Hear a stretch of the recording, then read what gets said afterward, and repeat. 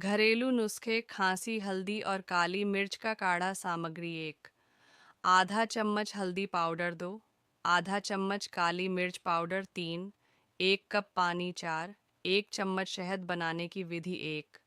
पानी को उबालें और उसमें हल्दी और काली मिर्च मिलाएं। 2। 5 मिनट तक उबालकर गैस बंद करें। 3। हल्का ठंडा होने पर शहद मिलाएं और धीरे धीरे पिएं। फायदे 1। सूखी खांसी में राहत देता है। 2। गले में जमा कफ को बाहर निकालने में मदद करता है। 3। एंटीबैक्टीरियल और एंटीवायरल गुणों से भरपूर।